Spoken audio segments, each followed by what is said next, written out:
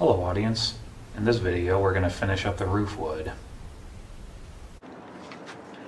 Now these pieces that go on the side, as you would expect, the holes are already drilled. Some of them line up, some of them are in the wrong place and had to be re-drilled. I installed these ribs. Now some of these were okay, but some of them I had to trim a little bit off the edges to make them fit, which I expected and is practically not even worth mentioning. So the next thing to do is take all this apart, paint it all really good, and then install it permanently.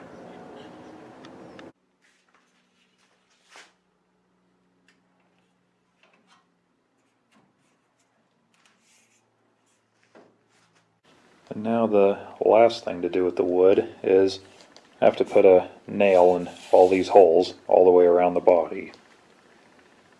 I waited to do this till last because once I nail the wood in, it's permanent and it can't be removed. So I made sure everything fit first.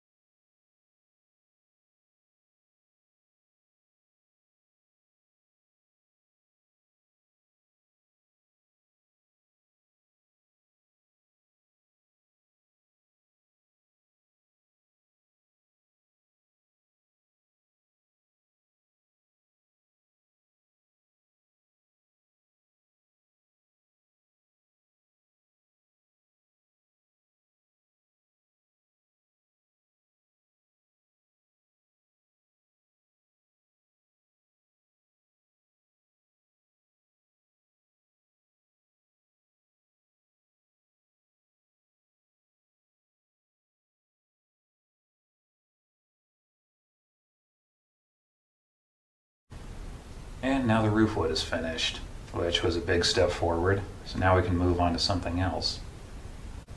Now, in spite of all the adjustments I had to do, installing this kit was actually way less work than just making it all myself. So for this particular case, buying the ready-made kit was the right thing to do. Now, if you buy this exact same kit, will it fit your car exactly the same way? Probably not. And the thing to keep in mind about these is even though there's technically only one series of 2829 two-door sedan bodies, there's just countless amounts of different production changes from different manufacturers and different generations of parts. A lot of this information just never left the factory. And this is normal for any high production cars, not just Model A's.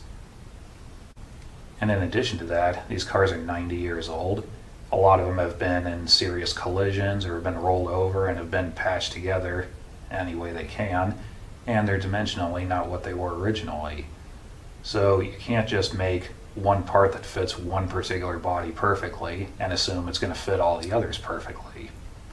And that's why I always insist on custom making everything for each particular car.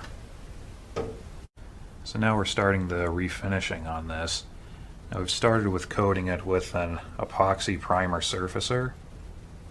It's not a self-etching primer necessarily, but it has similar qualities. It's made to go over bare metal, so that's what we've done. It doesn't really seal though, it's made to absorb because it's supposed to be followed up by the paint. So once we apply this, we need to be really careful what is exposed to it. Like, it can absorb the oil from your skin, but more importantly, if the window channels are in it, or if it's on the car and the tire is over here, and those have been sprayed with some kind of silicone, even if it hasn't been done recently, it can still absorb into the primer. And once it does that, you can't get it back out, and you can't paint over it either. So it's a really big concern at this point. Now we've sprayed over this a little with a black spray can, And the idea is we're going to block sand it with 220 grit. And after that, any part where the black is still visible, that indicates there's a low spot, which means there's a flaw that needs to be taken care of. Now looking at the right side quarter panel, we've already sanded it, and we found a few flaws here and there. Now this, for example, it's a very small dent, but it's still a dent that'll need to be taken care of. As you can see, some of the black paint is still there. Now around the wheel well, there's these waves around the edge that are very subtle, and these are actually from the dyes that were put in it during manufacturing. It kind of just rippled around here, and the point is these were here originally, so we're going to leave them as is. And if that bothers anyone, these are actually really shallow, so the additional layers might end up burying them anyway. But just the same, we're going to leave them because they're original. More of them down here. And down here at the bottom, the doors put a couple of gashes in here. That'll need to be fixed. Now inside the wheel well, this is kind of interesting. Now at first it looks like 3 dents right here. Now this one is, and we're probably going to fix it. These two, however, are spot welds because there's a brace behind here. So to make it look authentic, these need to stay. Now that's not every single flaw we found on this, but it gives you a general idea of what we're doing.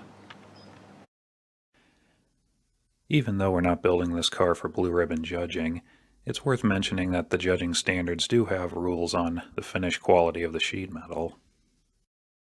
Now the next step is we're going to fill in the low spots, sand it, then primer it again, and that'll probably be enough. We don't want to put too much material on this because the thinner the primer and paint is, the longer it'll last, and the more original it'll look.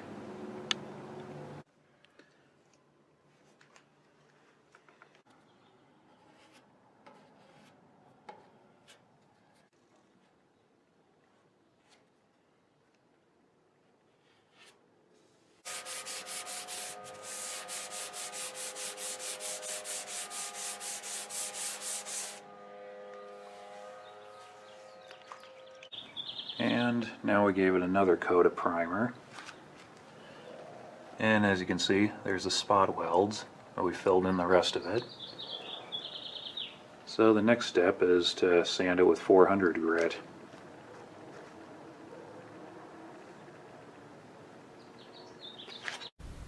Now when we get the rest of the panels on the body finished like that, it'll be ready for paint.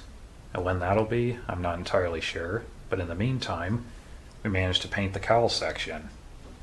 Now this was matched to the original paint, and it's the color we're going to go with. Now like the original Andalusite blue, this color has a lot of red in it, and red toner normally is very transparent, which means it covers very poorly, so you need to be really careful about what you're painting it over. Now what the painter did with this is covered everything with an even layer of black first, and then sprayed the color over it.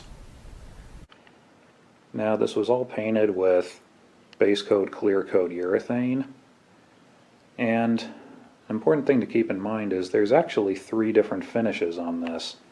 There's the engine compartment, the firewall, this part which is the outside of the body, and the interior over here.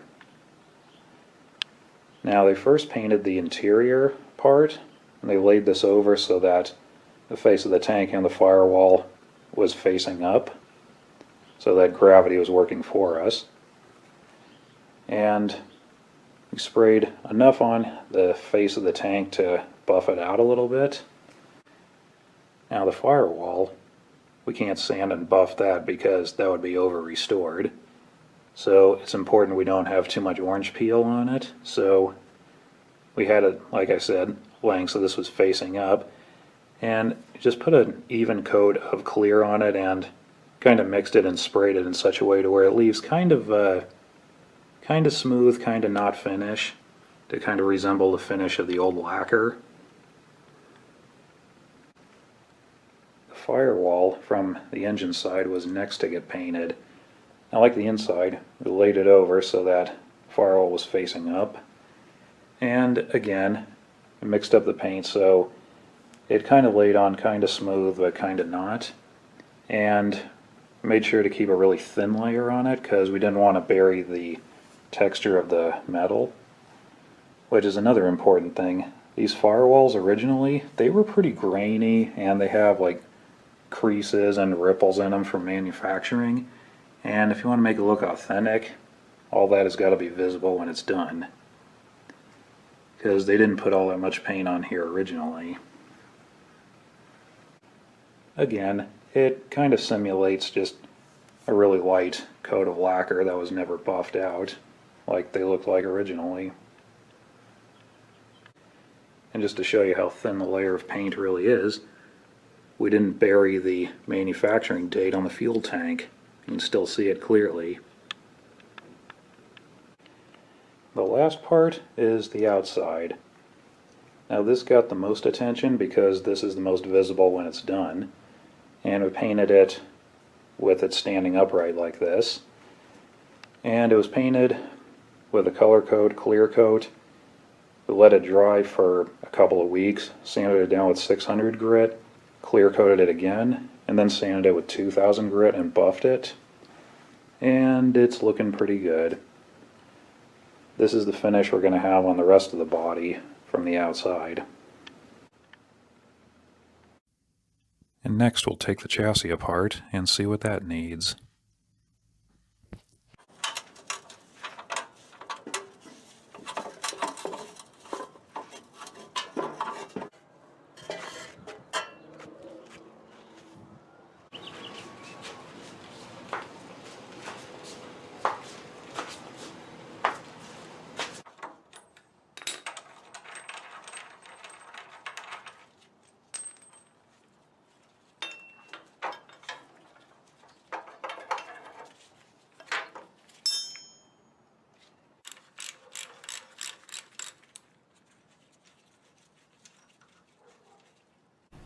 Now we're ready to lift the engine and transmission out.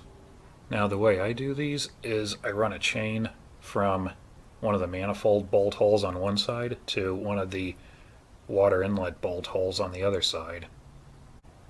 This may not be the best way to attach to the engine, but this is the way I've done it and it works.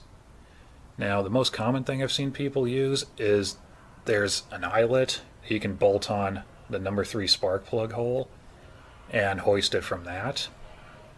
Now I don't use those because it has two really big problems. One, the combustion chamber, which the spark plug hole is surrounded by, is not designed to hold the weight of the engine and transmission, and I've seen people crack heads just from this. They'll start the engine up and they'll find out there's a coolant leak on the number 3 combustion chamber. The other reason is, if you'll notice, the spark plug holes are off center on the engine. So if you pick it up by that, instead of the engine lifting like that, it's more like that. And that's a big problem when you're trying to put the engine back in, because it needs to be even like that to drop into the motor mounts. That's not that much of an issue with these aftermarket mounts, but it's really critical with the originals. You can sit there fighting it all day with pry bars and screwdrivers and floor jacks and all kinds of funny stuff. It's a whole lot easier if the engine is at this angle when you're dropping it in, and that's why I use this style. Now, I've had several people that quite blatantly argue with me and defend the eyelet that attaches to the number 3 spark plug hole. They say that is the greatest way to lift the engine out, that's the only good way, and if it works for you, fine. But it's just those are the reasons I don't use them.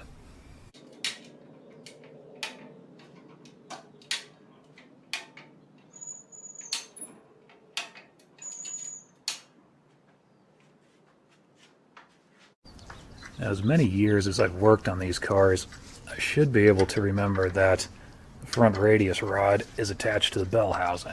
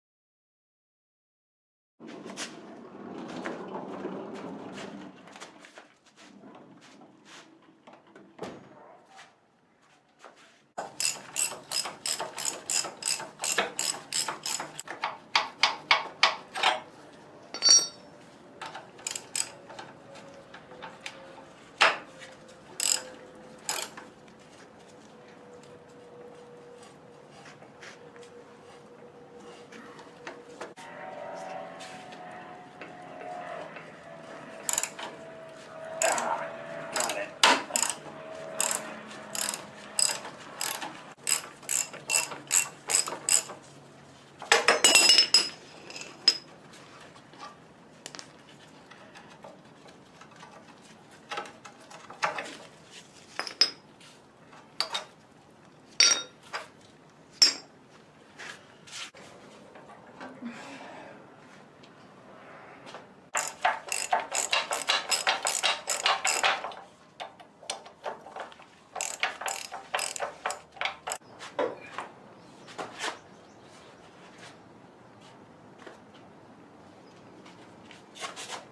Well, just about everything except the frame has already been rebuilt or replaced or reconditioned in some way, so the frame is really all we need to worry about. I'm not entirely sure how I'm going to clean it just yet, but it's just a little dirty and it has a little surface rust on it, so shouldn't be too much of a problem. Anyway, that's it for this video, so thank you very much for watching, and we'll see you next time.